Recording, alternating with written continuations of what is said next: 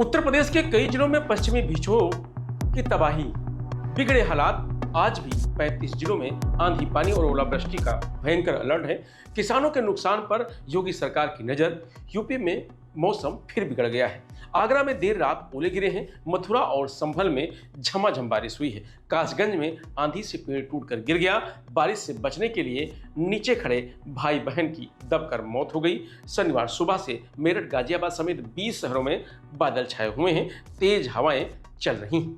मौसम विभाग ने शनिवार यानी आज 35 जिलों में बारिश और ओले गिरने का अलर्ट जारी किया है।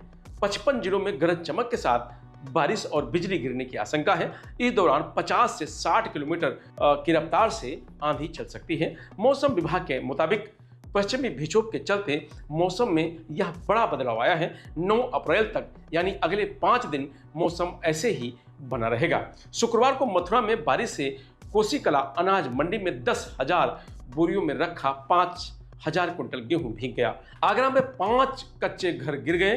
वहीं प्रदेश में बिजली गिरने से 48 घंटे में 5 लोगों की मौत हुई है। इनमें वाराणसी में सरकारी टीचर, उनकी पत्नी, चित्रकूट के 2 लोग और ललितपुर का 1 व्यक्ति शामिल है। लखनऊ के मौसम वैज्ञानिक एम दानिश के अनुसार 3 अप्रैल से सक्रिय हुए पश्चिमी विक्षोभ और अरब सागर से नमी लेकर आ रही पछुआ हवाओं से बेमौसम बारिश का नया दौर शुरू हुआ है। 7 अप्रैल से नया पश्चिमी विक्षोभ सक्रिय हो रहा है। इसका पश्चिमी यूपी, मध्यांचल और बुंदेलखंड में ज्यादा असर देखने को मिलेगा। तेज हवाएं चलेंगी, बारिश होगी, ओले गिरेंगे, तापमान में 5 डिग्री की गिरावट आ सकती है। लखनऊ मौसम विभाग के वैज्ञानिक ने बताया कि दक्षिण अफगानिस्तान और आसपास के पाकिस्तानी इलाकों में सक्रिय पश्चिमी विक्षोभ का असर अब उत्तर प्रदेश में दिखने लगा है। इसके चलते पश्चिमी यूपी में मौसम बिगड़ गया है। तेज हवा के साथ झमाझम बारिश हो रही है। अब इसका असर मध्यांचल और बुंदेलखंड तक भी पहुंचेगा।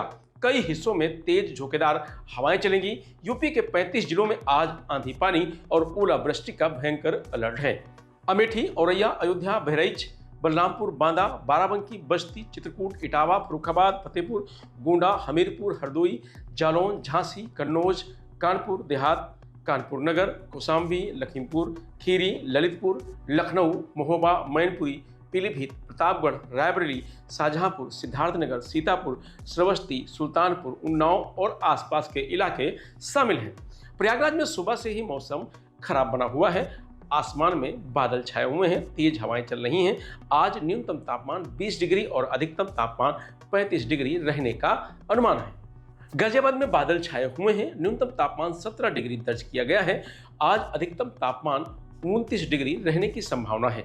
मौसम विभाग ने अगले 24 घंटे में हल्की बारिश का अनुमान जताया है।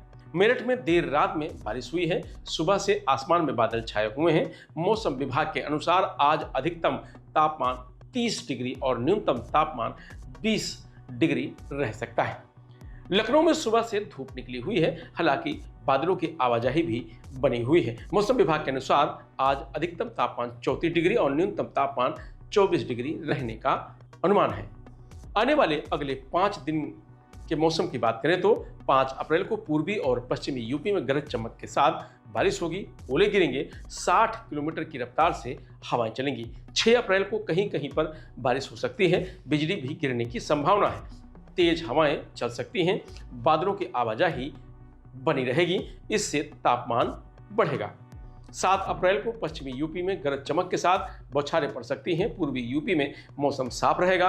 8 अप्रैल को पूरे प्रदेश में गरज चमक के साथ हल्की बारिश हो सकती है, तेज हवाएं चल सकती हैं। 9 अप्रैल को पूरे प्रदेश में बारिश की संभावना है। कुछ जगहों पर गरज चमक के साथ बिजली भी गिर सकती है। वाराणसी के सिंधौरा थाना के भदेवली गांव में दंपत्ति की बिजली गिरने से मौत हो गई।